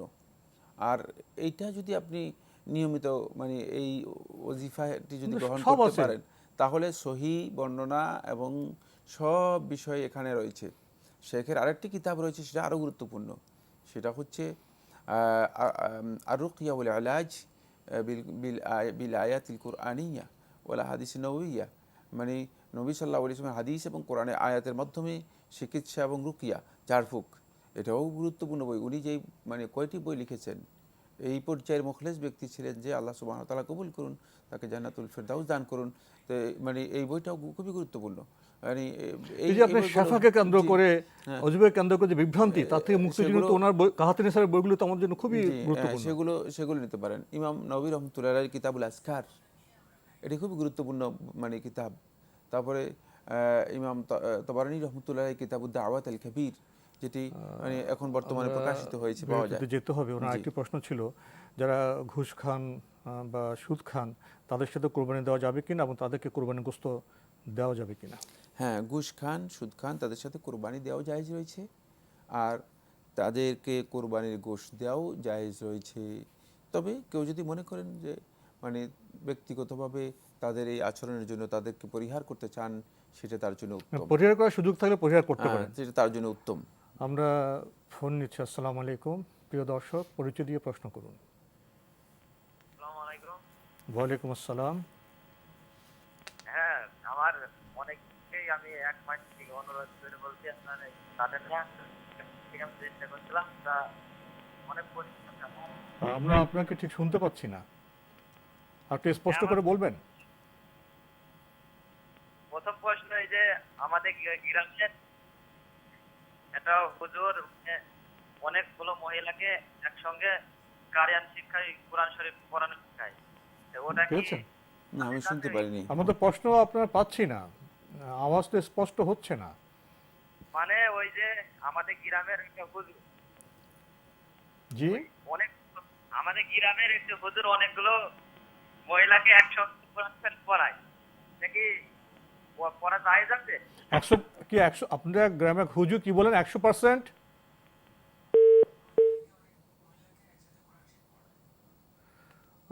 ধন্যবাদ আপনাকে। আমরা ছোট্ট একটা বিরতি নেব, ইনশাল্লাহ বিরতির পর আমরা আপনার প্রশ্ন যদ্দূর শুনেছি তার আলোকে জবাব দেওয়ার চেষ্টা করব। আমাদের সাথেই থাকুন। ওনাদের গ্রামে এক হুজুর একসাথে অনেক মহিলাকে কোরআন শেখান, এটা কি ঠিক আছে? গুরুত্বপূর্ণ প্রশ্ন করেছেন। কোরআন শিক্ষা দেয়া ইসলামী শরীয়তের মধ্যে অত্যন্ত গুরুত্বপূর্ণ একটি বিষয়। বরং রাসূলুল্লাহ সাল্লাল্লাহু আলাইহি ওয়াসাল্লাম যে কাজটিকে হাদিসের মধ্যে মানে সবচেয়ে উত্তম কাজ হিসেবে, শ্রেষ্ঠ কাজ হিসেবে উল্লেখ করেছেন, খায়রুকুম মান তাআল্লামাল কুরআনা ওয়া আল্লামা, তোমাদের মধ্যে সেই উত্তম যে কোরআন শিক্ষা গ্রহণ করে কোরআন শিক্ষা দেয়। সুতরাং এই কাজটি গুরুত্বপূর্ণ, কোনো সন্দেহ নেই। কিন্তু সেক্ষেত্রে যদি পর্দা মেনটেন করা হয় এবং পর্দা লঙ্ঘন না হয়, তাহলে এই ধরনের কোরআন শিক্ষা দেওয়া যেতে পারে, কোনো ধরনের অসুবিধা নেই। সেটা পর্দার আড়াল থেকেও হতে পারে অথবা সরাসরি হতে পারে, কিন্তু পর্দা মেনটেন করে তিনি কোরআন শিক্ষা দেবেন, তাহলে এই কোরআন শিক্ষা তার জন্য দেওয়াও যায়, শিক্ষা গ্রহণ করাও যায়। অন্যথায় মহিলারা কোরআন শিক্ষা গ্রহণ করবে কোথায়? মহিলাদের কোরআন শিক্ষা করার তো সুযোগ আর থাকবে না। মানে শিক্ষার বৈধ পরিবেশে শিক্ষা অবশ্যই দেওয়া যাবে। সেক্ষেত্রে মহিলা শিক্ষিকা পাওয়া গেলে সেটাও উত্তম। আর যদি মহিলা শিক্ষিকা পাওয়া না যায়, সেখানে পুরুষ শিক্ষক কোরআন শিক্ষা দিতে মহিলাদেরকে নিষিদ্ধ কোনো বিষয় নেই, জায়েজ রয়েছে। তবে পর্দা অবশ্যই, মানে পর্দার যে বিধান রয়েছে সে বিধান অবশ্যই মেনে চলতে হবে। আমরা জানলাম। প্রিয় দর্শক, প্রশ্ন নিচ্ছি। আসসালামু আলাইকুম, পরিচয় দিয়ে প্রশ্ন করুন। আমার নাম ইসমাইল হোসেন, সাভার থেকে বলছি। জি ভাইয়া বলুন। আমার প্রশ্নটা হলো, আমি মাগরিবের নামাজটা পড়তে পারলাম না সময় মতো। দেখেন, এই নামাজটা ঈশান নামাজের সময় আমার যখন জামাতে ঈশান নামাজ পড়লাম, এরপরে আমি কি ঈশার সুন্নত পড়ে মাগরিবের নামাজটা পড়বো, না মাগরিবের নামাজ পড়ে ঈশার সুন্নতটা পড়বো? ধন্যবাদ আপনাকে। পেয়েছেন তো প্রশ্ন? জি, প্রশ্ন পেয়েছি। ভাই মাগরিবের সালাত আদায় করতে পারেননি, এখন আপনি মাগরিবের সালাত আদায় করবেন, তারপরে ইশার সালাত আদায় করবেন। এটাই হচ্ছে সুন্নাহ এবং নবী সাল্লাল্লাহু আলাইহি ওয়াসাল্লামের আমল দ্বারা এটি প্রমাণিত হয়েছে। এক্ষেত্রে তারতিব আপনার জন্য ওয়াজিব, তারতিব আপনার জন্য ওয়াজিব। আপনি এই তারতিব লঙ্ঘন করবেন না। মাগরিবের সালাত আদায় করবেন, তারপরে ইশার সালাত আদায় করবেন। কিন্তু আপনি উল্লেখ করেছেন যে মাগরিবের সালাত আমি পড়তে পারিনি, কেন পড়েননি সেটা আপনি কারণও উল্লেখ করেননি, কী কারণে আপনি মাগরিবের সালাত ডিলে করেছেন। কোনো ইমানদার ব্যক্তির জন্য ইচ্ছাকৃতভাবে সালাতকে এভাবে ডিলে করা বা সালাত সময়মতো আদায় না করা, এটাও জায়েজ নেই। যেহেতু আল্লাহ সুবহানাহু ওয়া তাআলা কোরআনে কারীমের মধ্যে বলেছেন, ইন্না সলাতা কানাত আলাল মুমিনিনা কিতাবাম মাওকুতা, এটা ইমানদার ব্যক্তিদের উপর ফরজ করা হয়েছে সুনির্দিষ্ট সময়ের মধ্যেই। সুতরাং সালাতের সময়ের ব্যাপারে সচেতন হন এবং সময়মতো সালাত আদায় করার জন্য চেষ্টা করুন, এটি অত্যন্ত গুরুত্বপূর্ণ বিষয়। এশার আবার জামাত শুরু হয়ে যায়, মাগরিব পড়া হয়নি আগে, সেক্ষেত্রে কি করবেন? যদি তিনি এশার জামাত মানে অংশগ্রহণ করা তার জন্য মানে জরুরি হয়ে যায়, তিনি মাগরিবের নিয়ত করে এশার সালাতে অংশগ্রহণ করতে পারেন, এটাও তার জন্য জায়েজ রয়েছে। সেক্ষেত্রে কি মাগরিব হয়ে যাবে? তিনি মাগরিবের সালাত আদায় করবেন, 3 রাকাত আদায় করবেন, আর এশার নামাজে কি হবে? তারপরে পরবর্তীতে এশার সালাত তিনি আদায় করে নেবেন, পরবর্তীতে এশার সালাত আদায় করবেন, এটাও তার জন্য জায়েজ রয়েছে। কিন্তু একদল উলামা কেরাম বলেছেন যে তিনি এশার সালাত আদায় করতে পারেন, কিন্তু এরপরে মাগরিবের সালাত আদায় করবেন। তবে এই বক্তব্যটি আলেমদের এ নিয়ে বিতর্ক রয়েছে, মানে ইখতিলাফ রয়েছে, মতপার্থক্য রয়েছে। সুতরাং ইখতিলাফ থেকে বাঁচার জন্য তিনি প্রথমে মাগরিবের সালাত আদায় করবেন জামাতে, তারপরে পরবর্তীতে এশার সালাত এ অংশগ্রহণ করবেন বা এশার সালাত। এশার তো আপনার 4 রাকাত, মাগরিব তো 3 রাকাত। এশাতে উনি ঢুকলেন, তো ইমাম তো 4 রাকাত পড়বেন, উনি 3 রাকাতে পরে কি করবেন? 3 রাকাতে বসে থাকবেন, পরবর্তীতে ইমাম যখন সালাম ফিরাবেন, মানে তাকে মানে এখন আমরা এই পরিপূর্ণ মাসালা আমরা আলোচনা করার বিষয় না, তিনি যতটুকু হয়েছি এটা অনেক দীর্ঘ আলোচ্য বিষয়, নাকি জেনে নিতে হবে শরীয়তের বিধান, কিভাবে তিনি সালাত আদায় করবেন সেটা জেনে নিতে হবে, মানে যে পদ্ধতি রয়েছে। জি, আর একটি টেলিফোন নিচ্ছি। আসসালামু আলাইকুম, প্রিয় দর্শক, পরিচয় দিয়ে প্রশ্ন করুন। জি, আসসালামু আলাইকুম। ওয়ালাইকুম আসসালাম। জি, আমি জাকির বলছিলাম উত্তরা থেকে। জি বলুন। জি, আমার প্রশ্ন হলো, আমার এক ছেলে এক মেয়ে। জি, আমি তাদের জন্য নিয়াত করছিলাম, তাদের জন্য আকিকা দিব। আকিকা। জি, আকিকার সাথে আমার চাচ্ছিলাম আমার ওয়াইফের নামটাও দেওয়ার জন্য। ওয়াইফের নাম কেন দিবেন? ক্ষেত্রে আমার শ্বশুর, আমার মনে হয় যে তার জন্য আকিকা দিছে কিনা এটা আমি কনফিউজ আছি। আচ্ছা আচ্ছা আচ্ছা। তো সেই ক্ষেত্রে আমার ছেলে, মেয়ে এবং আমার ওয়াইফ, এই জন্য কি আমি খাসি দিলে ভালো হবে না গরু দিলে ভালো হবে? আমার একটু ভিন্ন ভিন্ন ব্যাখ্যা দিলে বুঝাই দিলাম। জি জি জি, ধন্যবাদ। আপনার প্রশ্নটা যে ধরনের, এখানে ভিন্ন ভিন্ন ব্যাখ্যার প্রয়োজন আছে, কি বলবেন? প্রথম কথা হচ্ছে এক ছেলে এক মেয়ে, এক ছেলের জন্য আপনি দুটি খাসি জবাই করবেন আর মেয়ের জন্য একটি খাসি জবাই করবেন। আর আপনার ওয়াইফের জন্য এখন কোরবানির প্রয়োজন নেই, মানে আকিকার কোনো প্রয়োজন নেই, মানে আকিকার মানে সময় তার অতিক্রম করে গিয়েছে। সুতরাং আকিকা না দেওয়াই মানে এখানে উত্তম, মানে এখন তার আকিকার প্রয়োজন নেই। সেক্ষেত্রে আপনি গরু না দিয়ে উত্তম হচ্ছে আল্লাহ নবী সাল্লাল্লাহু আলাইহি ওয়াসাল্লাম যে দিক নির্দেশনা দিয়েছেন যেটা হলো মানে ছেলের পক্ষ থেকে দুটি খাসি অথবা ছাগল আর মেয়ের পক্ষ থেকে একটি ছাগল জবাই করা। এক্ষেত্রে 3টি ছাগল জবাই করলেই আপনার আকিকা হয়ে যাবে। তবে আকিকার বিষয়টি নিয়ত করার বিষয় না, আকিকার বিষয়টি ইসলামী শরীয়তের মধ্যে একটি বিধান, ইসলামী শরীয়তের একটি বিধান। সুতরাং মানে ছেলে অথবা মেয়ে যখনই হবে তখনই আল্লাহ নবী সাল্লাল্লাহু আলাইহি ওয়াসাল্লাম হাদিসের মধ্যে ইরশাদ করেছেন ইউআক্কু আনহু ইয়াউমা সাবিহি, 7ম তারিখে তার পক্ষ থেকে আকিকা করা হবে। আল্লাহ নবী সাল্লাল্লাহু আলাইহি ওয়াসাল্লাম বলেছেন 7ম তারিখে তার পক্ষ থেকে আকিকা করা হবে, মানে এটা হচ্ছে বিধান ইসলামের। সম্ভবত আপনার কাছে এই বিধানটি ওয়াদেহ বা স্পষ্ট ছিল না, আপনার বক্তব্য থেকে মনে হচ্ছে যেন আমরা বুঝতে পেরেছি, যদি আমি জানি না, মানে বুঝতে পারছি সেটা হচ্ছে যে আপনার কাছে বিধানটি স্পষ্ট ছিল না। আপনি মনে করতে আমরা আকিকার নিয়ত করেছি, নিয়ত করার বিষয় এখানে নেই, কারণ এটা আপনার বিধান ইসলামের মধ্যে। যখনই মানে সন্তান জন্মগ্রহণ করবে, ছেলে হলে 7ম তারিখে 2টি ছাগল জবাই করা হবে আর মেয়ে হলে 7ম তারিখে একটি ছাগল জবাই করা হবে। এটা হচ্ছে ইসলামের বিধান, এখানে নিয়ত করার কোনো বিষয় নেই। কিন্তু আমরা দেখতে পাচ্ছি সেটা হলো এখন একটা ছেলে একটা মেয়ে, মানে হয়তো তাদের আকিকা করা হয়নি সময় মতো, মানে আপনি সেগুলো এখন করতে চাচ্ছেন। সেক্ষেত্রে আপনি মানে ছেলের জন্য 2টি, মেয়ের জন্য একটি খাসি জবাই করলে অথবা ছাগল জবাই করলে যথেষ্ট হবে। গরু নয়, আকিকার মধ্যে গরু দিতে চাইলে আপনি দিতে পারেন, জায়েজ রয়েছে। তবে সেক্ষেত্রে মানে আপনাকে পরিপূর্ণ একটি প্রাণ আপনাকে কি করতে হবে, জবাই করতে হবে। ছেলের জন্য একটি, মেয়ের জন্য একটি। ছেলের জন্য একটি, মেয়ের জন্য একটি, 2টি জবাই কিন্তু করতে হবে। হাদিস অনুযায়ী তো ছাগল দেয় তো। হ্যাঁ, উত্তম হচ্ছে ছাগল দেয়, যেহেতু রাসূলুল্লাহ সাল্লাল্লাহু আলাইহি ওয়াসাল্লাম ছাগল দিতে বলেছেন, সুতরাং এটাই হচ্ছে বিধান এবং এটাই উত্তম। আপনি তো বললেন যে আকিকা দেওয়ার বিধান হলো 7ম দিনে। জি, কোনোকে দিতে না পারলে কি শিশু অবস্থা দিতে পারবে? হ্যাঁ, এরপরে ওলামায়ে কেরাম বড়, এটা আরেকটি গবেষণার বিশাল বিষয়। ইখতিলাফি বিষয়, মানে অনেক মতপার্থক্য, মতবিরোধ, অনেক বক্তব্য রয়েছে। হ্যাঁ, তবে শেখ ইব্রাহিম আত-তুওয়াইজিরি তার কিতাবের মধ্যে, এটা মুখতাসারের মধ্যে এটা উল্লেখ করেছেন যে মানে শিশুকাল যেটা রয়েছে সেই সময়ের মধ্যে যদি আকিকা করেন তাহলে আকিকা করতে পারবেন। এটা মানে শুধুমাত্র এর মধ্যেই সীমাবদ্ধ নাকি আরও পরবর্তী সময় করতে পারবে, এ নিয়েও মতপার্থক্য রয়েছে। গবেষণার পার্থক্য তবে আছে। অধিকাংশ ওলামায়ে কেরাম বলছেন না, এরপরে মানে যখন বয়স মানে বেশি হয়ে যাবে তখন জবাই করার প্রয়োজন নেই। জি, আরেকটি বিষয় এখানে চলে আসে, অনেকে বয়সের পর বলেন আমাদের তো জানতাম না বা কোনো আকিকা হয়নি, একটা আফসোস থেকে যায়। তো সেক্ষেত্রে কি আকিকার বদলে কেউ সাদকা করতে পারবেন? মানে এটা বিধান আবিষ্কার করার কোনো প্রয়োজন নেই, যেহেতু সাদাকা তো যে কোনো সময় করতে এমনি পারবেন। সাদাকা যে কোনো সাদাকা সময় করতে করতে পারে, পারবেন। এমনি যে কোনো সময়, কিন্তু বিধান আবিষ্কার করার প্রয়োজন নেই যে আকিকার পরিবর্তে আমি এখন সাদকা করলাম, কারণ এটা তাহলে আরেকটা বিধান আমরা আবিষ্কার করে নিলাম। বিধান নয়, হ্যাঁ, এমনিতে জি। সাদকা করতে হ্যাঁ, পারবেন। এমনি যে কোনো, যদি আল্লাহর বান্দা মনে করেন আল্লাহর সন্তুষ্টির জন্য আমি একটা সদকা করে থাকি, সেটা তার জন্য জায়েজ রয়েছে, না জায়েজ না। স্বামী তো তাহলে স্ত্রীর জন্য সাদকা করতে পারেন যে কোনো জি, সময়। জি। আমরা একটি টেলিফোন নিচ্ছি। আসসালামু আলাইকুম, প্রিয় দর্শক, পরিচয় দিয়ে প্রশ্ন করুন। আসসালামু আলাইকুম, আমি মাহমুদা, ওয়ালাইকুম আসসালাম। জি বলুন। ঢাকা থেকে বলছি। আমি প্রশ্ন করতে যাচ্ছিলাম পর্দা বিষয়ে। জি, মহিলাদের পর্দা করা ফরজ। এখন আমার প্রশ্ন হচ্ছে, মহিলাদের মুখ ঢেকে বাইরে যাওয়াটা ফরজ না মুখ খোলা রেখেও যেতে পারবে? ধন্যবাদ আপনাকে। আর কোনো প্রশ্ন আছে? জি না। বোন, আপনি বললেন যে মহিলাদের জন্য পর্দা করা ফরজ, পর্দা কিন্তু পুরুষদের জন্য আছে। তো এখন এই প্রশ্ন করলেন। তিনি যে প্রশ্নটি করেছেন সেটা হচ্ছে মুখ ঢাকার বিষয়টি উল্লেখ করেছেন। এটি আলেমদের মধ্যে মত পার্থক্য রয়েছে, একটু মতবিরোধপূর্ণ মাসআলা, কিন্তু অধিকাংশ আহলে তাহকিক মুহাক্কিক উলামায়ে কেরাম এই যুগে বলেছেন যে সেটা হলো এই পর্দার মৌলিক বিধানের মধ্যে এটি অন্তর্ভুক্ত, সেটা হলো মুখ ঢাকার বিষয়টি।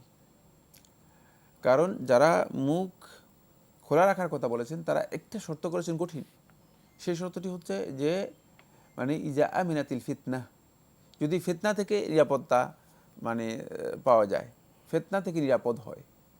কিন্তু মুখ খোলা রাখার পরে ফিতনা থেকে নিরাপদ হওয়ার বিষয়টি একেবারেই অনিশ্চিত। আদৌ কি ফিতনার মানে আপনি নিজেও ফিতনার মুখোমুখি হতে পারেন, আবার অন্য কেউ ফিতনার মুখোমুখি হতে পারে। সুতরাং এই ফিতনার যেই শর্তটি করেছেন, মুখ খোলা রাখার ব্যাপারে যারা শর্ত করেছেন, এটা এমন একটি শর্ত যে শর্তটি মূলত পূরণ হবে না। মানে বিশেষ করে বর্তমান এই ফিতনার যুগে, বর্তমান এই নৈতিক অবক্ষয়ের যুগে মানে এটা আরও কঠিন বিষয় মানে পরিণত হয়েছে। সেক্ষেত্রে উত্তম হচ্ছে যেটা, সেটা হলো মুখ ডেকেই বের হওয়া, এবং এটাই মূলত আহলুত তাহকিক মুহাক্কিক ওলামায়ে কেরামের ফতোয়া। শেখ আব্দুল আজিজ আব্দুল্লাহ বিন বাজ রহমতুল্লাহ আলাই, শেখ মোহাম্মদ সালেহ সামিন রহমতুল্লাহ আলাই এবং অধিকাংশ মাশায়েখগণ মূলত এই যুগের যারা গবেষক তারা এইভাবেই ফতোয়া দিয়েছেন যে না, মুখ ডেকে রাখাটাই হচ্ছে মানে পর্দার জন্য সংহত এবং এটাই উত্তম। আমরা টেলিফোন নিচ্ছি। আসসালামু আলাইকুম, পরিচয় দিয়ে প্রশ্ন করুন। লাইনে আছেন? আমাদের আজকের প্রাসঙ্গিক আলোচনার বিষয় বাক্যবান। বাক্যবান আসলে এটা একটি গুরুত্বপূর্ণ বিষয়। সেটা হচ্ছে মানুষ কথার মাধ্যমে মানুষদেরকে যে আঘাত করতে পারে, ক্ষত বিক্ষত করে ফেলে, রক্তাক্ত করে। তরবারির মাধ্যমে, তারপরে অস্ত্রের মাধ্যমে, তীরের মাধ্যমে এই ধরনের আঘাত করতে পারে না। এটাই ইয়াকুব আল হামদুরি, প্রাচীন আরবি কবিদের মধ্যে একজন, তার কবিতার মধ্যে বলেছেন, তিনি বলেন জারাহাতি সিনানি লাল তিয়ামু ওয়ালা ইউলতামু মা জারাহাল লিসানু। তিনি বলতেছেন যে জারাহাতি সিনান, তীরের যে আঘাত রয়েছে, লাহাল তিয়ামু, এটা একসময় আস্তে আস্তে শুকিয়ে যায়, ক্ষত শুকিয়ে যায়, ভালো হয়ে যায়। এমন তারপর বলতেছেন ওয়ালা ইউলতামু মা জারাহাল লিসানু, কিন্তু জিহ্বা যে আঘাত করে সেই আঘাত কোনো দিন আর শুকায় না, সেটা গোটা জীবনের জন্য আঘাত হিসেবে থেকে যায়, এটি শুকায় না। এটি অনেক বছর আগে ইয়াকুব আল হামদুনি তার কিতাব কবিতার মধ্যে তিনি উল্লেখ করেছেন। সত্যি কথা যে মানুষ আজকাল দেখা যাচ্ছে যে তাদের বক্তব্যের মাধ্যমে, কথার মাধ্যমে অন্যদেরকে এমনভাবে আঘাত করতেছে যে এই আঘাতটি এত ভয়ঙ্কর যে এতে মানুষ মানে কেউ মারাত্মকভাবে ক্ষতিগ্রস্ত হচ্ছে, অসুস্থ হচ্ছে, এবং মানে অনেকটা নিজের জীবনের উপর একটা বড় ধরনের একটা আঘাত এর মাধ্যমে আসতেছে। তাই আমাদেরকে এখানে সংযত হতে হবে। সংযত হওয়ার পদ্ধতি কি, আমরা এই বিষয়ে একটু পরে জানবো। তাহলে মানুষকে যে কথার মাধ্যমে যে আহত করা হয়, রক্তাক্ত করা হয়, এটা বড় গুনাহ হবে, তাই না? অবশ্যই এটি গুনার বিষয়, অবশ্যই এটা সামনে আমরা আরো বিস্তৃত আলোচনা করব। খুবই গুরুত্বপূর্ণ বিষয়। প্রিয় দর্শক, আমরা প্রশ্ন নিচ্ছি। আসসালামু আলাইকুম, পরিচয় দিয়ে প্রশ্ন করুন। আসসালামু আলাইকুম। ওয়ালাইকুম আসসালাম। আমি সিলেট থেকে বদরুল বলছিলাম। জি ভাইয়া বলুন। আমার দুইটা প্রশ্ন। জি। একটা প্রশ্ন হলো যে সন্তান লাভের জন্য আমরা কি ধরনের দোয়া করতে পারি? জি। 2 নম্বর প্রশ্ন হলো, আমি যে কোনো একটা সমস্যার কারণে বিগত 2-3 মাস ধরে একটা দোয়া চেষ্টা করতেছি যাতে আল্লাহর দরবারে কবুল হয়, কিন্তু আমি বিভিন্ন আলেম উলামাদের কাছ থেকে জেনেছি যে কিভাবে দোয়া করলে কবুল হয়। যেমন রাতের শেষ তৃতীয়াংশে, আজানের পরে, তারপর বিভিন্ন সেজদারত অবস্থায় দোয়া কবুল হয়। বাট আমি গত 3 মাস ধরে সন্তান লাভের জন্য আল্লাহর কাছে দোয়া করতেছি, সেটা কবুল হচ্ছে না। এটা কিসের জন্য হইতেছে না, আমি সেটা কিভাবে বুঝবো? ধন্যবাদ আপনাকে। ওনার দুটি প্রশ্ন, আসলে মূল প্রশ্ন একটি, সন্তান লাভে কি দোয়া করবেন। উনি তো দোয়ার চেষ্টা করছেন জেনে, কিন্তু কবুল হচ্ছে না, কেন হচ্ছে না? প্রথম কথা হচ্ছে সন্তান লাভের জন্য সুনির্দিষ্ট কোনো দোয়া নেই। আপনি মানে কোরআনের যে দোয়াগুলো আছে সেগুলো পড়তে পারেন, আর এমনি যদি সে দোয়া জানা না থাকে, যে কোনো ধরনের দোয়া আপনি করতে পারেন। আপনার ভাষায় আপনি আল্লাহ রাব্বুল আলামিনের কাছে সেই দোয়াটি করতে পারেন, রব্বি হাবলি মিন লাদুনকা যুররিয়াতান তাইয়্যিবা। মানে এই ধরনের যে দোয়াগুলো কোরআনে কারীমের মধ্যে আল্লাহ সুবহানাহু ওয়া তাআলা বলেছে, মানে সেগুলো আপনি দোয়া করতে পারেন। কিন্তু সেগুলো যদি আপনার জানা না থাকে, তাহলে আপনি আপনার ভাষায় মানে আল্লাহ রাব্বুল আলামিনের কাছে সেই দোয়াগুলো করতে পারেন যে আল্লাহ আমাকে উত্তম সন্তান দান করো। মানে এই বক্তব্যটা আপনার ভাষায় যদি আবেগ দিয়ে আল্লাহ রাব্বুল আলামিনের কাছে বলেন, সেটাও আপনি করতে পারেন, আপনার জন্য জায়েজ রয়েছে। এরপরে যে কথাটি আপনি আবার আরেকটি প্রেক্ষাপট রচনা করেছেন, সেটি মানে দুঃখজনক প্রেক্ষাপট। সেটা হলো এই যে আল্লাহ রাব্বুল আলামিনের কাছে দোয়া করার আগেই আল্লাহ তাআলাকে ব্লেম করে দিয়েছেন, এটি হারাম, এটাই নিষিদ্ধ, এটাকে রাসূলুল্লাহ সাল্লাল্লাহু আলাইহি ওয়াসাল্লাম নিষেধ করেছেন, ইতিদা ফি দোয়া, দোয়ার মধ্যে সীমা লঙ্ঘন। এই কারণেই আপনার মানে আপনি ক্ষতিগ্রস্ত হচ্ছেন, বা এই কারণে দোয়া কবুল হচ্ছে না। দোয়ার জন্য অপেক্ষা করতে হবে। দোয়া করছেন তো দোয়া করতেই থাকবেন আপনি। আপনার এই কথা বলার দরকার নেই যে আল্লাহ তাআলা তো আমার দোয়া কবুল করতেছে না। দোয়া কবুল হচ্ছে আপনার। আল্লাহ তাআলা সম্পর্কে আপনি ভালো ধারণা করুন, এটা ঈমানের অংশ। আর আল্লাহ রাব্বুল আলামিন সম্পর্কে খারাপ ধারণা করা এটা কুফরি, এটা ঈমানের পরিপন্থী কাজ। সতর্কতা অবলম্বন করুন। দোয়া আল্লাহ রাব্বুল আলামিনের কাছে আল্লাহর বান্দা দোয়া করতেই থাকবে, করতেই থাকবে, করতেই থাকবে। দেখবেন যে এক পর্যায়ে আল্লাহ সুবহানাহু ওয়া তাআলা দোয়া কবুল করেছেন। 3 মাস অপেক্ষা করছেন। মুহাম্মদ রাসূলুল্লাহ সাল্লাল্লাহু আলাইহি ওয়াসাল্লাম মক্কায় দোয়া করেছেন, 7 বছর পর সেই দোয়া কবুল হয়েছে। সুতরাং আপনি এত অস্থির হওয়ার কোনো কারণ নেই, এত অস্থির হওয়ার কোনো কারণ নেই। এটি হারাম, নিষিদ্ধ করা হয়েছে। ইতিদা ফি দোয়া, দোয়ার মধ্যে সীমা লঙ্ঘন করার বিষয়টি একেবারেই হারাম, নিষিদ্ধ। সেটা হলো যে আল্লাহর কাছে আমি দোয়া করেছি, আমার দোয়া কবুল করেন নাই।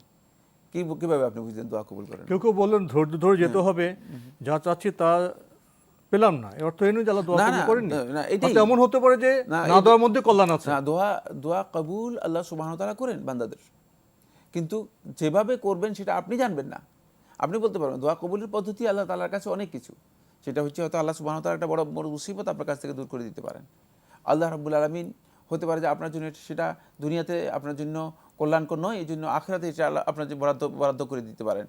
হতে পারে আল্লাহ সুবহানাহু ওয়া তাআলা মানে এই দোয়ার মাধ্যমে, মানে এই রূপটা কি হবে আমরা জানি না। না, এই দোয়া কবুল হবে যে এতে কোনো সন্দেহ নেই।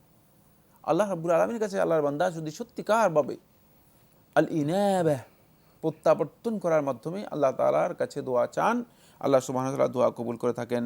তবে এই ব্লেমের কোনো সুযোগ নেই। মানে এখানে সমস্যা সেটা হচ্ছে এই যে ব্লেমটা, যে আল্লাহ তাআলা দোয়া কবুল করেন নাই, ধৈর্য হারিয়ে ফেললাম। হ্যাঁ, এটাকে মানে বলা হয় তাকে ইতিদা, মানে অধৈর্য হয়ে যাওয়া, দোয়ার ক্ষেত্রে সীমা লঙ্ঘন করে না, এর কোনো সুযোগ নেই। মানে অনিষ্ট বিষয়, সুবহানাল্লাহ, বিষয় কবুল করে হতে পারে, না করে হতে পারে। একটা কথা বলি, সেটা হচ্ছে আল্লাহ নবী আইয়ুব আলাইহিস সালাতু ওয়াস সালাম, তিনি অসুস্থ, তিনি আল্লাহ রাব্বুল আলামিনের কাছে 18 বছর দোয়া করে তারপর 18 বছর পর আল্লাহ রাব্বুল আলামিন তাকে সুস্থ করেছেন। সুতরাং 18 বছর কোথায়, 3 মাসেই আপনি অস্থির হয়ে যাচ্ছেন। যিনি নবী তিনি 18 বছর অপেক্ষা করছেন। তাই একটু অপেক্ষা করুন, আল্লাহ রাব্বুল আলামিনের কাছে নিজেকে পেশ করুন, তাহলে আল্লাহ সুবহানাহু ওয়া তাআলা ইনশাআল্লাহ তাআলা আল্লাহর বান্দাদেরকে মাহরুম করেন না, বঞ্চিত করেন। এটা তো একটা পরীক্ষার বিষয় হতে পারে। জি, আমরা প্রশ্ন নিচ্ছি। প্রিয় দর্শক, আসসালামু আলাইকুম, পরিচয় দিয়ে প্রশ্ন করুন। জি, আসসালামু আলাইকুম। ওয়ালাইকুম আসসালাম। আমি নাজিফা বলছিলাম ঢাকা থেকে। জি, আচ্ছা, কিছুদিন আগে আমি ইসলামী ব্যাংকে জয়েন করছি, সাধারণ ইসলামী ব্যাংক। আমি শুনতে পাচ্ছি না, একটু স্পষ্ট করে জোরে বলুন। ইসলামী ব্যাংকে জি, চাকরিটা হচ্ছে কতটুকু হালাল আর কি, এই একটা কোশ্চেন। হ্যাঁ, জি। আর কোনো প্রশ্ন আছে? না না, কোনো প্রশ্ন। ধন্যবাদ আপনাকে। প্রশ্ন করে তুমি একটি ইসলামী ব্যাংকে চাকরি করেন, ঠিক আছে কিনা? না, আপনার এই চাকরিতে আপনি সন্দেহের মধ্যে পতিত হওয়ার কোনো কারণ নেই। কারণ ইসলামী ব্যাংকিং সিস্টেমের মধ্যে তারা সুদকে কোনোভাবেই এলাউ করেনি। এখন তাদের প্রক্রিয়াগত ত্রুটি বিচ্যুতির বিষয়টি আপনার দায়িত্বের মধ্যে অন্তর্ভুক্ত হবে না। আপনাকে যেই সাইন করা হবে, যে কাজের দায়িত্ব দেওয়া হবে, সেটা আপনি করতে পারেন, এটা আপনার জন্য জায়েজ রয়েছে, এবং আপনার চাকরিটি বৈধ না জায়েজ নয়, মানে এক্ষেত্রে কোনো ধরনের আশঙ্কা বা কোনো ধরনের সন্দেহ পোষণ করার প্রয়োজন নেই। আমাদের আজকের প্রাসঙ্গিক আলোচনার বিষয় বাক্যবান। জি, হ্যাঁ, এখানে আমরা বলতেছিলাম যে সেটা হলো এই কীভাবে মূলত আমরা সত্যিকার মুসলিম হতে পারবো, সেই কথাটি আল্লাহ রাসূল সাল্লাল্লাহু আলাইহি ওয়াসাল্লাম সহিহ বুখারী হাদিসের মধ্যে বলেছেন যে আল মুসলিমু মান সালিমা আল মুসলিমুনা মিন লিসানিহি ওয়া ইয়াদিহি। মুসলিম ব্যক্তির পরিচয়ের মধ্যে একটা গুরুত্বপূর্ণ পরিচয় হচ্ছে যে মুসলিম ব্যক্তির বাক্যবান থেকে আল্লাহর বান্দাগণ, মুসলমানগণ পরিপূর্ণরূপে নিরাপদ হতে হবে। যদি এই বাক্যবান থেকে আল্লাহর বান্দাগণ নিরাপদ না হয়ে থাকে, তাহলে কিন্তু সে প্রকৃত মুসলিম হতে পারবে না। একটু প্রশ্ন নিতে হচ্ছে। আসসালামু আলাইকুম, প্রিয় দর্শক, পরিচয় দিয়ে প্রশ্ন করুন। জি, আসসালামু আলাইকুম। জি জি, আমি আসাম বলছি, চট্টগ্রাম থেকে। জি, আমি একটা কোশ্চেন করতে, আমি একটা ব্যাংকে চাকরি করি, কনভেনশনাল ব্যাংকে। হ্যাঁ, তো এই সে রোজগার কি আমার ইনকামটা কি হালাল, মানে অনেক অনেক কথা বলে, এটা এখন জিনিসটা একটু জানতে চাই, এটা হালাল না মানে কিভাবে আমার বাচ্চাদের উপর কোনো কিছু আসবে কিনা সেটা একটু জানতে চাই। ধন্যবাদ আপনাকে। করেছিলেন উনি একটি প্রচলিত ব্যাংকে চাকরি করেন, ওনার আয় কি হালাল না হারাম? ধন্যবাদ এই ব্যাংকে। যে সুদী ব্যাংকে কাজ করার বিষয়টি ওলামায়ে কেরামদের মধ্যে, এই যুগে আলেমদের মধ্যে প্রায় ঐক্যমতের কাছাকাছি। সেটি হলো এটি ইসলামী শরীয়তে অনুমোদিত নয়, বৈধ নয়, যেহেতু ইসলাম সুদকে কমপ্লিটলি হারাম করেছে। সুতরাং সেক্ষেত্রে আপনি চেষ্টা করুন যথাসম্ভব নিজেকে এই সুদমুক্ত পরিবেশ মানে যাওয়ার জন্য এবং সুদ থেকে নিজেকে মুক্ত করার জন্য। আল্লাহ সুবহানাহু ওয়া তাআলা অবশ্যই তৌফিক দিবেন আল্লাহর বান্দাদেরকে। আল্লাহ তাআলা কোরআনে কারীমে ইরশাদ করেছেন, আলাম তাকুন আরদুল্লাহি ওয়াসিআতান ফাতুহাজিরু ফিহা, যে আল্লাহর এই পৃথিবী তুমি কি দেখো না কত বিশাল, তুমি যে কোথাও হিজরত করে চলে যেতে পারো, যে কোথাও তোমার রিজিক অন্বেষণ করতে পারো। রিজিক অন্বেষণের জন্য আল্লাহ সুবহানাহু ওয়া তাআলা হাজার হাজার সোর্স, আল্লাহ রাব্বুল আলামিন উৎস আমাদেরকে দিয়েছেন।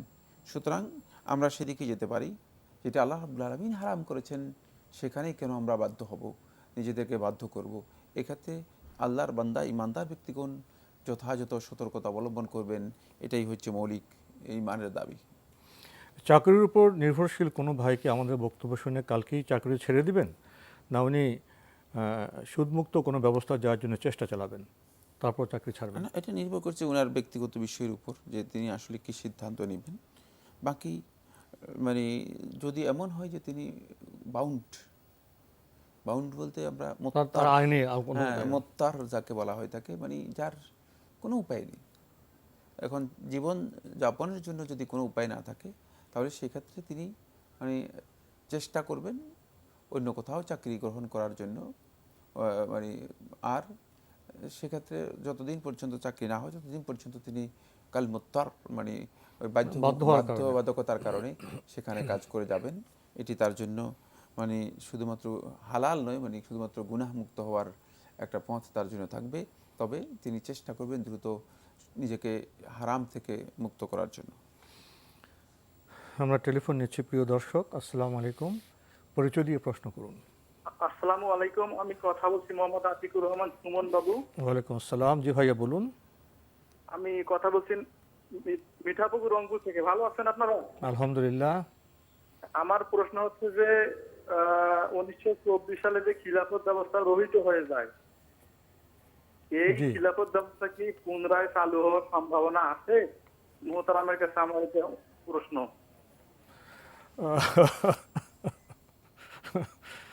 মোহতারাম তো ভাই গায়েব জানেন না, তো আপনার প্রশ্নের মর্ম কথা আমরা উপলব্ধি করেছি।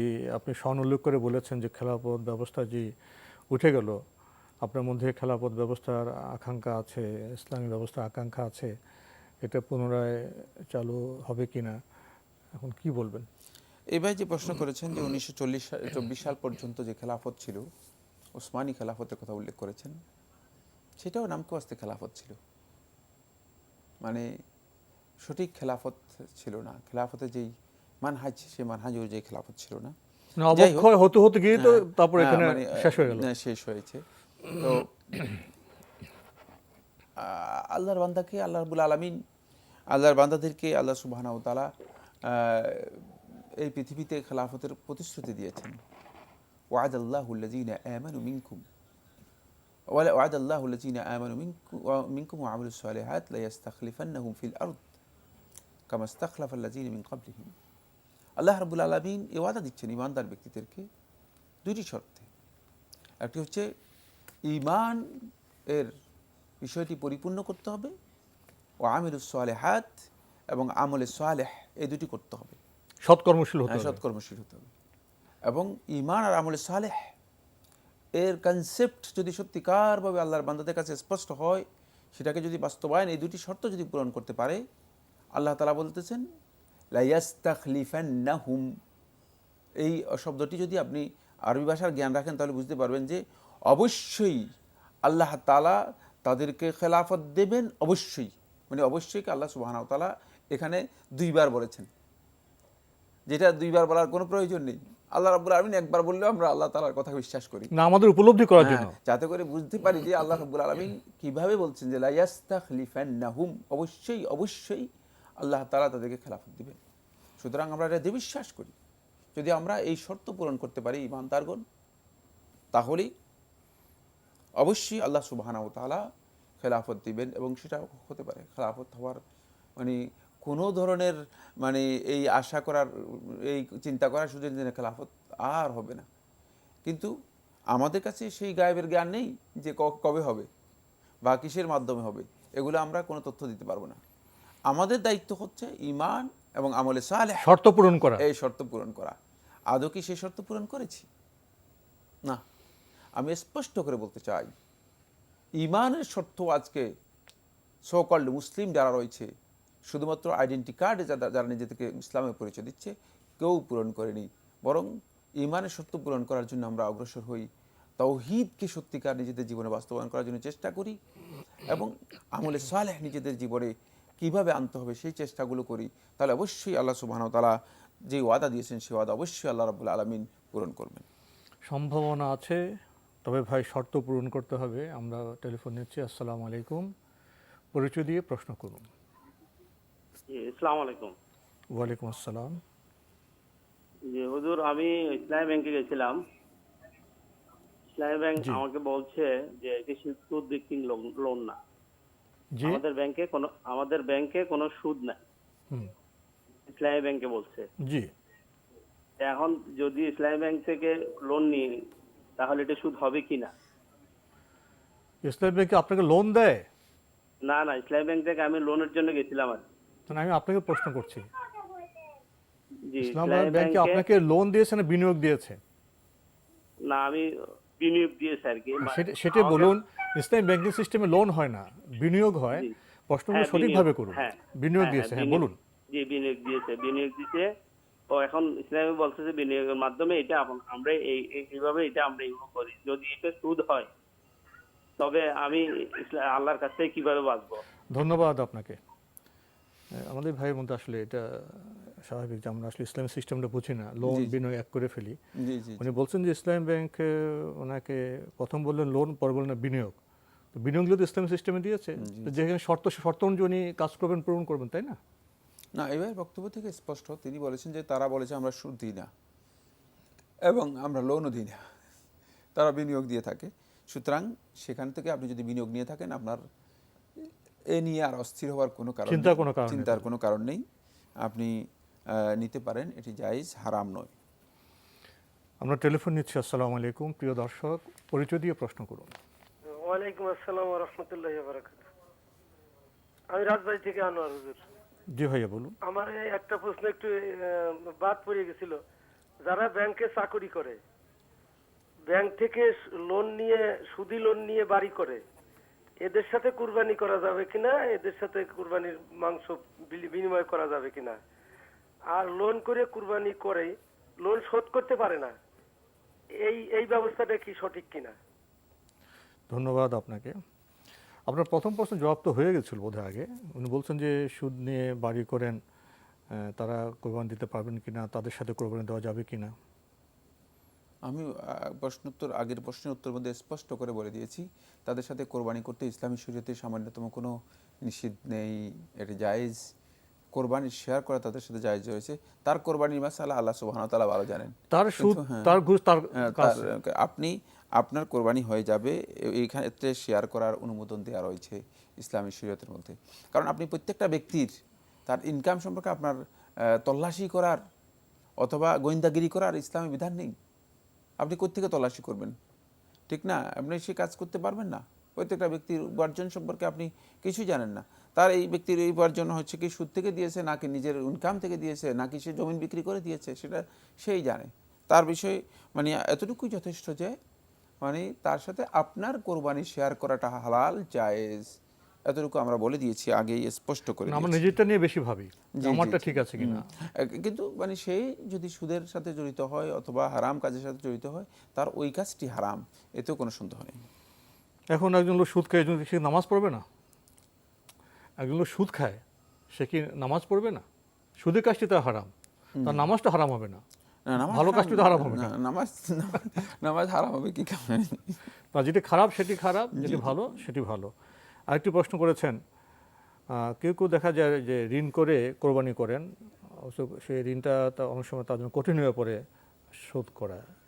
এরকম ব্যক্তিরা কি কোরবানি করবেন? উত্তম হচ্ছে তিনি ঋণ করে কোরবানি করবেন না, এটা হচ্ছে উত্তম। কিন্তু যদি কোনো কারণে করে ফেলেন তাহলে তার কোরবানি হয়ে যাবে। কিন্তু মানে ঋণ আসলে অত্যন্ত ভারী একটি বিষয়, ইসলামের মধ্যে কঠিন একটি বিষয়, যেখান থেকে রাসূলুল্লাহ সাল্লাল্লাহু আলাইহি ওয়াসাল্লাম উম্মাহকে সতর্ক করেছেন, বরং আল্লাহ রাব্বুল আলামিনের কাছে আশ্রয় চেয়েছেন। এবং আল্লাহ নবী সাল্লাল্লাহু আলাইহি ওয়াসাল্লাম 2 দিরহাম ঋণের কারণে জানাজার সালাত আদায় করতে রাজি হননি। তাই ঋণটা অত্যন্ত কঠিন বিষয় ইসলামের মধ্যে। সেক্ষেত্রে ঋণ না করেই মানে চলার জন্য ইমানদার ব্যক্তি চেষ্টা করবে। কোরবানি তো তার উপর তো ওয়াজিব হয়নি। হ্যাঁ, না, সুতরাং তার উপর কোরবানি ওয়াজিব বা বাধ্যতামূলক নয়। সেক্ষেত্রে তিনি ঋণ করে কোরবানি না করাটাই হচ্ছে উত্তম। আর যদি মানে কোনো কারণে কেউ করে থাকেন তাহলে তার কোরবানি হয়ে যাবে, তিনি এর জন্য আল্লাহ রাব্বুল আলামিনের কাছে সওয়াব পাবেন, কোনো সন্দেহ নেই। আমরা জানলাম। প্রিয় দর্শক, টেলিফোন নিচ্ছে। আসসালামু আলাইকুম, পরিচয় দিয়ে প্রশ্ন করুন। জামালপুর থেকে বলছি। আমার মানে দুইটা প্রশ্ন ছিল যে আমরা 2 বোন, আমার ভাই নাই, মানে আমাদের যে সম্পত্তির কিছু অংশ কি আমার চাচাতো ভাইরা পায়? তাহলে ধন্যবাদ আপনাকে। আরেকটা প্রশ্ন ছিল জি, যে আমার বাচ্চা হচ্ছে না, সেই জন্য যে ইসলামিক শরীয়তে যে আমলগুলা এগুলো আমি করতেছি এক, আর হচ্ছে আমি যদি কবিরাজি ওষুধ খাই এতে কি কোনো কি হবে? ধন্যবাদ আপনাকে। ওনার 2 বোন ভাই নেই, তো ওনাদের সম্পত্তিতে কি চাচাতো ভাইরা অংশ পাবেন?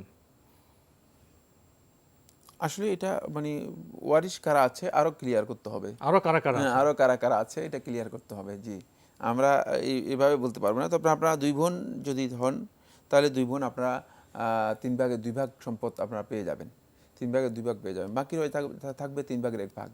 বাকি ওয়ারিশ কারা আছে এটার উপর আমি হয়তো বিস্তারিত বলতে পারবো। হ্যাঁ, মা আছেন কিনা, কে আছেন, এটা বিস্তারিত একটি আলোচ্য বিষয়।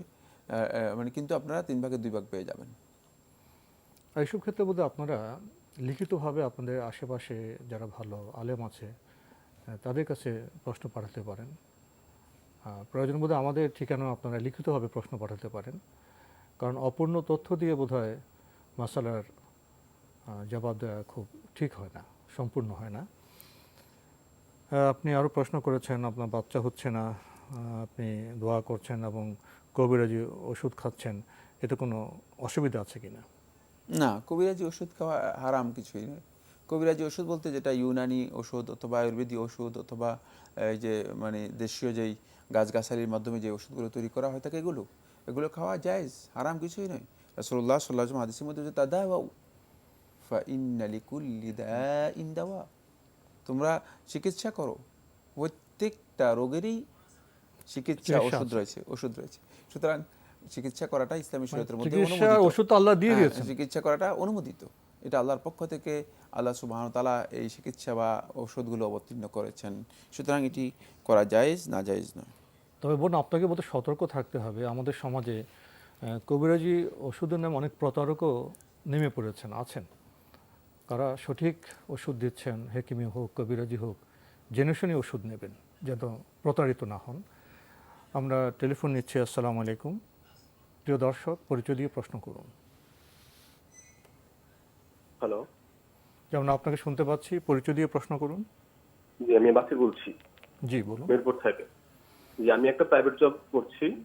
এখন আমার কোশ্চেন ছিল যে আমাদের ওইখানে যে অ্যাকাউন্টস হয় বা আমাদের অ্যাকাউন্টিং যে রিলেটেড যে কাজগুলো হচ্ছে সেগুলোর মধ্যে আমার যে প্রপার যে ডকুমেন্ট থাকা দরকার কিংবা প্রপার ওয়েতে হচ্ছে না। আমার যে জিনিসটা বলতে হচ্ছে এরকম যে অ্যাকচুয়াল জিনিসটা ফুটে উঠতেছে না। সেই ক্ষেত্রে আমি এই জিনিসগুলো আমি করছি, এখন আমার সেই যে স্যালারি নিচ্ছি বা ওটা কি আমার হালাল হারামের কোশ্চেনটা কতটুকু আসবে? আপনার প্রশ্নটা কি এরকম, আপনি কি প্রাইভেট কোম্পানিতে চাকরি করছেন, আপনি বিবেচনায় সেখানে যে অ্যাকাউন্ট যেভাবে মেনটেন করা সেটা ঠিক হচ্ছে না, এরপর আপনি সেখানে কাজ করছেন, আপনার কাজটাকে হালাল হচ্ছে কিনা, এই তো আপনার প্রশ্ন, তাই না? জি জি, ধন্যবাদ।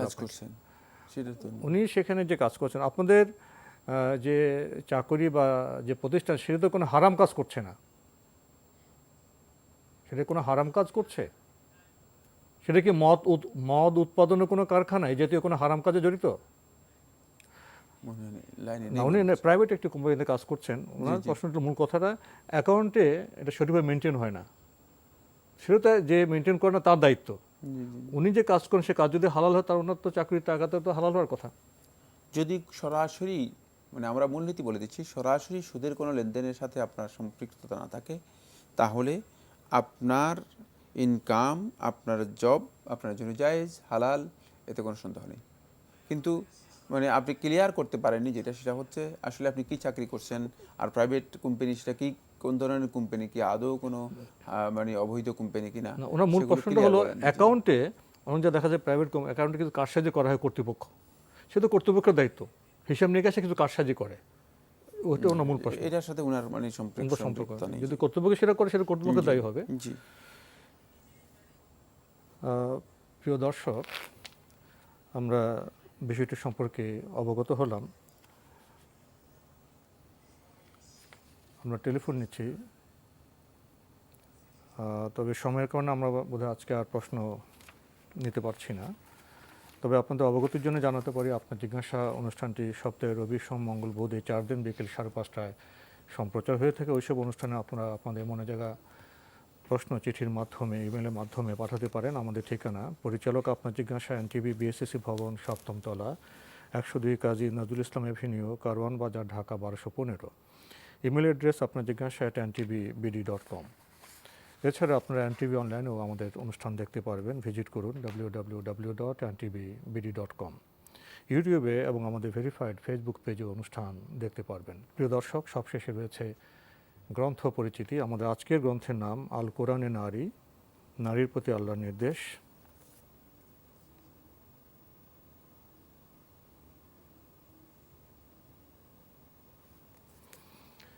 আল কোরআনে নারী, নারীর প্রতি আল্লাহর নির্দেশ, এই গ্রন্থটি গ্রন্থনা ও সম্পাদনা করেছেন মোহাম্মদ ইউসুফ আলী শেখ এবং মোহাম্মদ নাসির উদ্দিন। প্রকাশ করেছে দারুস সালাম বাংলাদেশ। গ্রন্থটির মূল্য 260 টাকা। দীর্ঘ সূচি রয়েছে।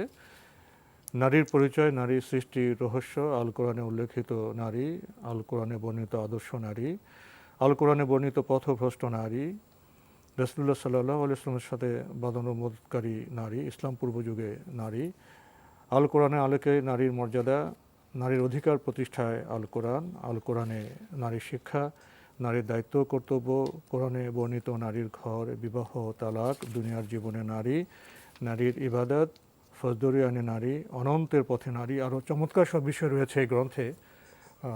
যদি দুই এক বাক্যে কিছু বলতেন। কোরআনে কারীমের মধ্যে নারীর যে পরিচয় আল্লাহ সুবহানাহু ওয়া তাআলা দিয়েছেন, সেটাকে সামনে রেখে কোরআনের আয়াতগুলো একসাথ করেই মানে নারীর বিষয়ে সম্পৃক্ত যে কথাগুলো উল্লেখ করেছেন, এটি খুবই গুরুত্বপূর্ণ। নারীদের জানা উচিত কোরআনের মধ্যে আল্লাহ রাব্বুল আলামিন তাদের ব্যাপারে যে বক্তব্যগুলো দিয়েছেন।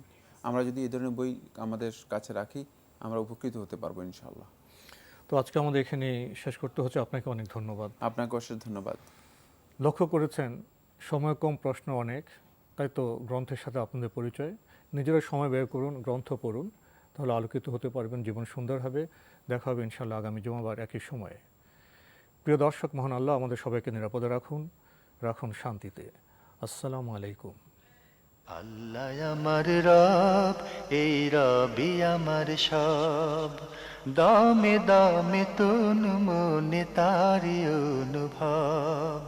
তোমার দুনিয়াতে আমি যেদিকে তাকাই, অথই নিয়ামতে